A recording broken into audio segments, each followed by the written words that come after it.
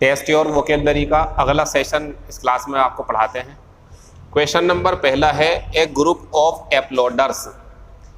अपलोडर्स समझो क्या होते हैं आप। एक वर्ब होती है अपलोड, जिसका मतलब होता है प्रशंसा करना, लेकिन प्रशंसा करने के लिए तो प्रेज भी होती है, कमेंड भी होती है, लेकिन अपलोड खास करके वो है जब कोई व्यक्ति किसी प्लेटफॉर्म पर, किसी पोडियम पे खड़े हो करके परफॉर्मेंस देता हो और सामने बैठी हुई ऑडियंस उसकी तारीफ करती हो, तालियां बजाती हो। वो जो करते हैं सामने वाले काम इकट्ठे हो करके उसकी तारीफ करते हैं, जो परफॉर्मेंस देता है, तो उनका काम ये कहलाता है अपलोड, और वही ऑडियंस उस टाइम पर कहलाती है अपलोडर्स, क्योंकि वो तारीफ कर रहे होते हैं।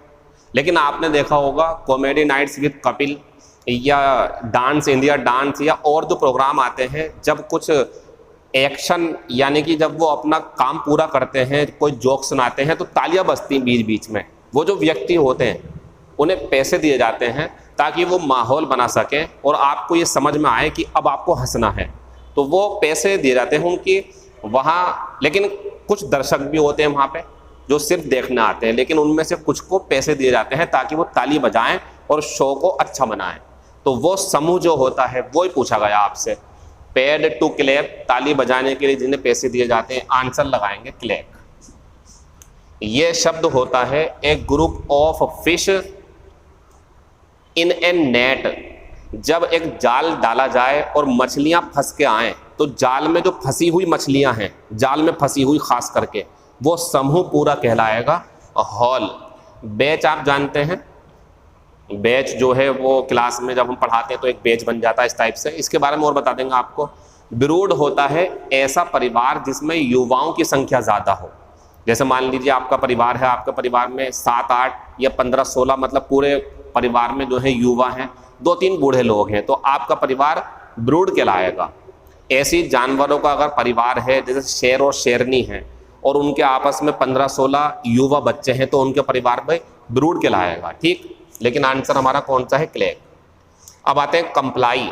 कंप्लाई का मीनिंग होता है बच्चों पालन करना, किसी के नियमों को मानना। तो इसका जो सिनोनियम है वो तो रहेगा अबाइड। अब आपको एक एक दो दो प्रीपोजिशन में सिखाता हुआ चल रहा हूँ, फिक्स वाली जो निश्चित आती है। तो कंप्लाई के साथ में कौन सी प्रीपोजिशन आती है? विद, और ध्यान रखना अबाइड के साथ आती है बाई। जो पुराने बच्चे हैं वो इसे जानते होंगे, जो नए बच्चे हैं वो नोट करें इसे। तो ये भी पालन करना, ये भी पालन करना, प्रीपोजिशन चेंज है। कंप्लाई के साथ विद, अबाइड के साथ बाई। ये जो डिसओबे है ये इसका एंटोनियम है, अवज्ञा करना।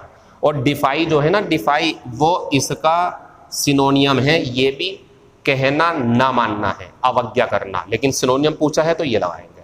कंसील होता है छिपाना, और ये दोनों क्या हो गए? अवज्ञा करना, किसी का कहना ना मानना। मेलेडी, एक होती मेलोडी, जो आपने सुना होगा मेलोडी इतनी चॉकलेटी क्यों है, टॉफी होती है, वो अलग चीज़ है, वहाँ होती है मधुरता, लेकिन ये मेलेडी है। और बच्चों ये होती मुसीबत या बीमारी, तो आंसर लगेगा इसका सिनोनियम इलनेस या डिफ़िकल्टी या प्रॉब्लम। और स्वीटनेस होती है प्यार, प्यारी चीज़ कोई, वो अलग है। सेंसस होती है बच्चों गणना, जब जनगणना होती है, कहाँ कितने लोग हैं, किस देश में कितनी जनसंख्या है, तो आपके घर पे नहीं आते, लिख के लेके जाते कितने सदस्य हैं, कितने बच्चे हैं, वो काम ये होता है सेंसस। और डिस्क्लोज होता है बच्चों उजागर करना। फिर आते हैं कंजर्वेशन। कंजर्वेशन मीन्स होता है जैसे पेड़ पौधों को या जो हमारी प्राकृतिक संपदाएं हैं उन्हें बचाकर रखना, उनको बर्बाद ना करना, ऐसा काम कहलाता कंजर्वेशन। लेकिन पूछा क्या है? एंटोनियम, तो क्या लगा देंगे? डिस्ट्रक्शन, तबाही। ये बचाना होता, वो तबाही हो गया, एंटोनियम। रेस्पेक्ट होता सम्मान।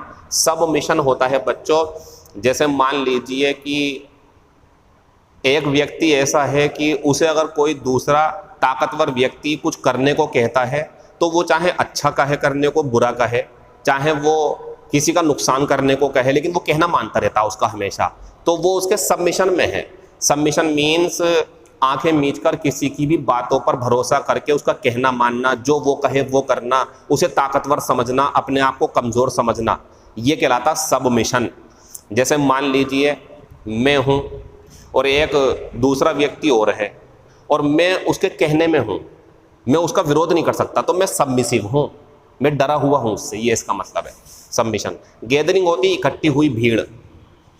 थ्राइव ये होता है बच्चों फलना फूलना, उन्नति करना।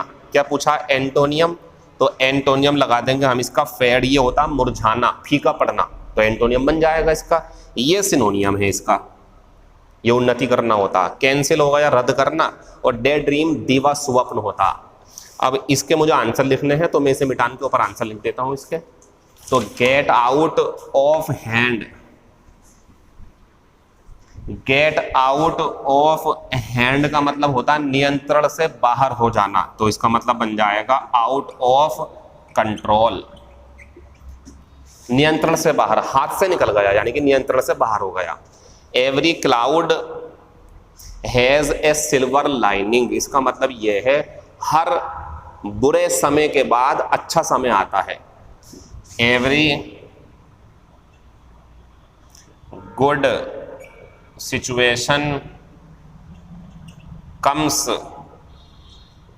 After a bad, a good situation comes after a bad situation. कुल मिला के ये कहना चाह रहे हैं कि बुरा समय चल रहा हो तो वो गुजर जाएगा, अच्छा समय जरूर आएगा। एग्जाम के लिए इस टाइम तो पूरी मानव जाति के लिए बहुत बुरा समय चल रहा है कोरोना का, तो ये भी बीत जाएगा इंशाल्लाह। बस आप सुरक्षित रहें और मास्क का इस्तेमाल जरूर करें, हाथ धोते रहें, ये भी गुजर जाएगा। तो यही है every cloud has a silver lining, परेशान ना हो, अच्छे दिन जरूर आएंगे, इन सब चीज़ों से निकल जाएंगे। एहतियात बरतें आप। क्लास हमारी ख़त्म हो गई। मैं अपनी एक नाउन प्लस कंडीशनल सेंटेंस की क्लास अपलोड कर चुका हूं अपनी एप्लीकेशन पर, उसका लिंक मैंने इसके पहले वाली वीडियो में भी भेजा है, इसमें भी भेज देता हूं। 2-3 दिन और बोलूंगा उसके बारे में, फिर उसमें एडमिशन बंद हो जाएंगे। फिर हम आपकी ये क्लास यूट्यूब पर रेगुलर पढ़ाते रहेंगे, वो हमारी पेड क्लास है, वो अलग चलेगी। Thank you, all the best, see you in next video.